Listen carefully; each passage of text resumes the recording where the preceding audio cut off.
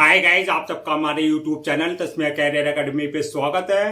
Guys, आज जो हम आपको डिटेल देने जा रहे हैं वो देने जा रहे हैं OICL रिक्रूटमेंट 2025 के नोटिफिकेशन के बारे में।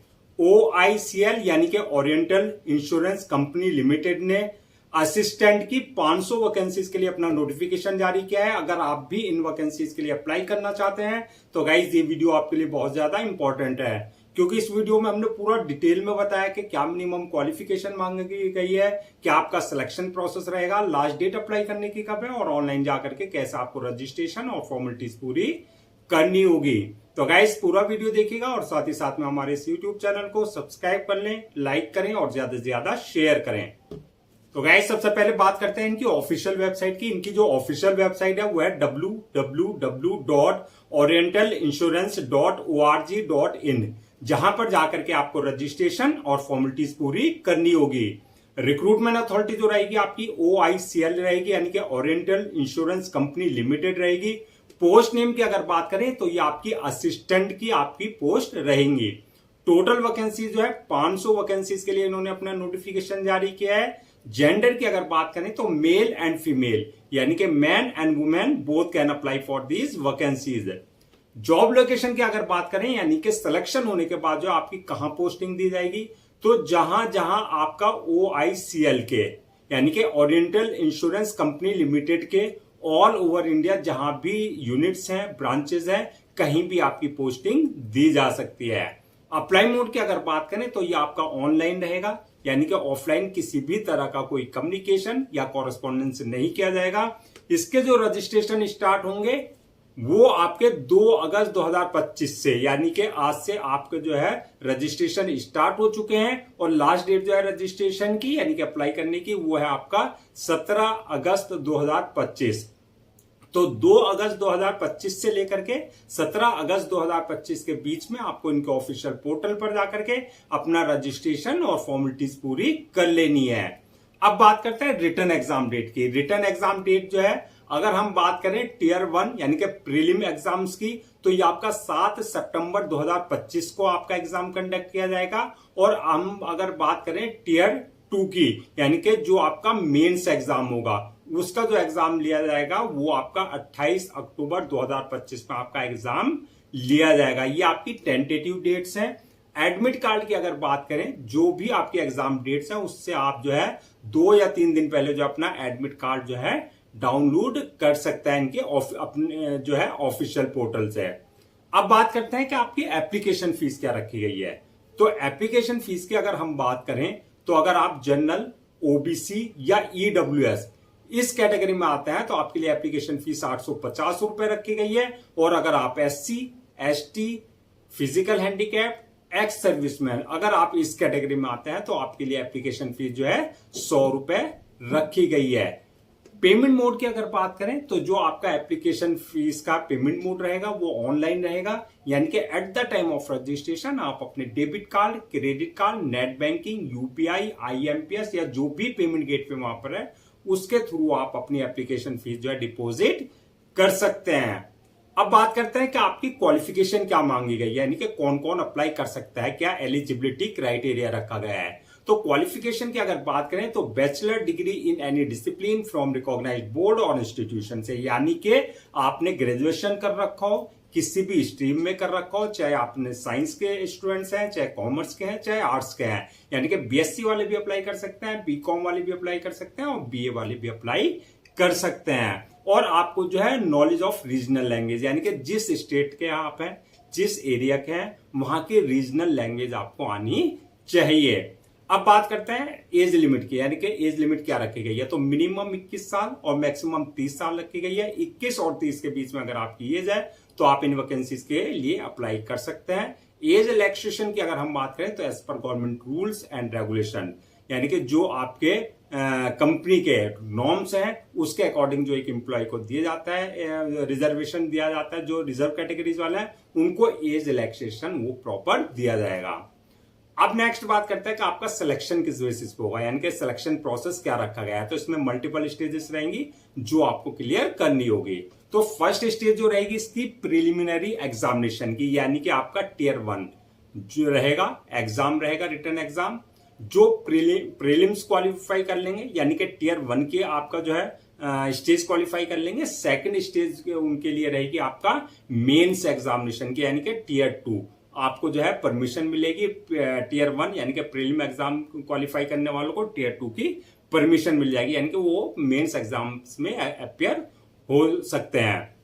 जो मेंस क्लियर कर लेंगे उसके बाद जो है उनका टेस्ट लिया जाएगा रीजनल लैंग्वेज टेस्ट का यानी कि जिस स्टेट से आप बिलोंग करते हैं, जिस एरिया से आप बिलोंग करते हैं, वहां की जो है रीजनल लैंग्वेज का आपका टेस्ट लिया जाएगा। और जो रीजनल लैंग्वेज टेस्ट क्वालिफाई कर लेंगे उसके बाद नेक्स्ट स्टेज होगी डॉक्यूमेंट्स वेरिफिकेशन की, यानी कि at the time of registration जो भी आपने अपने डॉक्यूमेंट्स अपलोड किए वो सारे डॉक्यूमेंट्स आपके ओरिजिनल चेक किए जाएंगे यानी कि वेरीफाई किए जाएंगे। और लास्ट स्टेज जो होगी वो होगी मेडिकल एग्जामिनेशन की, यानी कि जिस पोस्ट के लिए आपने अप्लाई किया है उसके लिए देखा जाएगा कि आप जो है फिजिकली और मेंटली पूरी तरीके से फिट हैं या नहीं है। तो ये मल्टीपल स्टेजेस रहेंगी जो आपको क्लियर करनी होगी।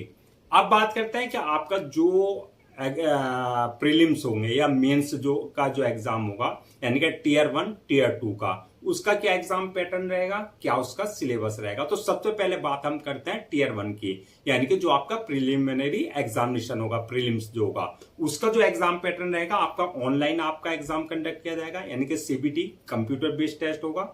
दूसरा जो पेपर होगा आपका, जो क्वेश्चंस होंगे ऑब्जेक्टिव टाइप होंगे यानी कि एमसीक्यू मल्टीपल चॉइस क्वेश्चंस होंगे। टोटल क्वेश्चन जो रहेंगे आपके 100 क्वेश्चन से रहेंगे जो कि आपके 100 ही मार्क्स के रहेंगे, यानी कि एक क्वेश्चन आपका 1 मार्क का रहेगा। टाइम जो दिया जाएगा पेपर को सॉल्व करने का वो 1 घंटे का आपको दिया जाएगा।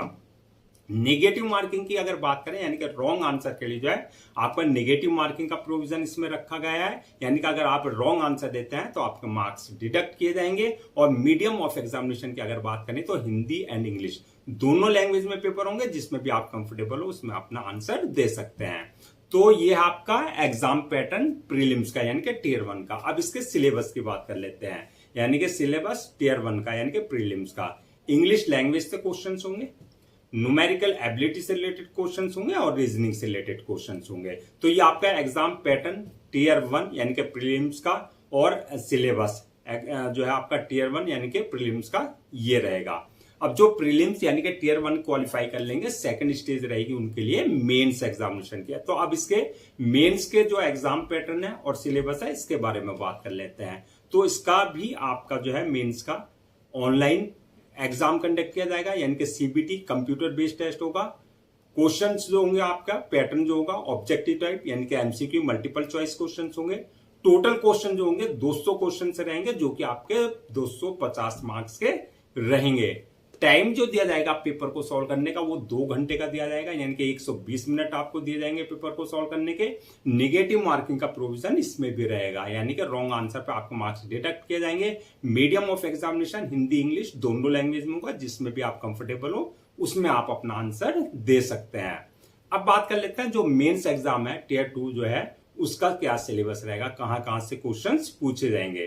तो टियर 2 की अगर बात करें सिलेबस की तो जनरल अवेयरनेस से रिलेटेड क्वेश्चंस होंगे, इंग्लिश लैंग्वेज से रिलेटेड क्वेश्चंस होंगे, न्यूमेरिकल एबिलिटी से रिलेटेड क्वेश्चंस होंगे, रीजनिंग से रिलेटेड क्वेश्चंस होंगे और कंप्यूटर नॉलेज से रिलेटेड आपके क्वेश्चंस पूछे जाएंगे। अब बात करते हैं नेक्स्ट कि आपका फाइनल मेरिट लिस्ट किस बेसिस पे बनेगी। तो फाइनल मेरिट लिस्ट की अगर हम बात करें तो ये आपका जो मेंस एग्जाम हुआ यानी कि टियर 2 के जो स्टेज है उसमें जो आपने मार्क्स ऑब्टेन किया है उस बेसिस पे आपकी फाइनल मेरिट लिस्ट जो है तैयार की जाएगी। और प्लस जो आपका रीजनल लैंग्वेज है वो आपका मैंडेटरी है कि आपने क्वालिफाई कर रखा हो, क्योंकि वो क्वालिफाइंग नेचर का एग्जाम रहेगा आपका। अब बात करते हैं सैलरी एंड अलाउंसेस की। तो सैलरी की अगर बात करें तो इसमें 40,000 रुपए पर मंथ आपकी सैलरी रहेगी। और सैलरी इसके अलावा अलाउंसेस एंड अदर्स बेनिफिट्स की अगर बात करें तो एज पर कंपनी नॉर्म्स जो एक एम्प्लॉय को दिए जाते हैं वो आपको अलाउंसेस भी दिए जाएंगे और आपका जो है अदर्स बेनिफिट्स भी दिए जाएंगे। अब नेक्स्ट बात करते हैं कि जो ये आपकी 500 वैकेंसीज है इसको अगर हम कैटेगरीज वाइज ब्रेक डाउन करें यानी कि किस कास्ट के लिए कितनी वैकेंसीज रिजर्व रखी गई है। तो जनरल वालों के लिए 113 वैकेंसीज रखी गई हैं, ओबीसी वालों के लिए 173 है, एससी वालों के लिए 122 है, एसटी वालों के लिए 77 है और ईडब्ल्यूएस वालों के लिए 15 वैकेंसीज जो है रिजर्व रखी गई है। डॉक्यूमेंट्स की अगर बात करें यानी कि क्या क्या डॉक्यूमेंट्स आपको जो है रेडी रखने हैं अप्लाई करने से पहले, यानी कि जो सपोर्टिंग डॉक्यूमेंट्स है वो आपके जितने भी आपके एकेडमिक सर्टिफिकेट्स हैं, चाहे 10th की मार्कशीट है, 12th की मार्कशीट है या सर्टिफिकेट्स है, या जो आपका बैचलर डिग्री है, चाहे वो आपने सेमेस्टर वाइज की है चाहे वो ईयर वाइज, वो सारे डॉक्यूमेंट्स आपको जो है रेडी रखने हैं स्कैन कॉपी करा करके।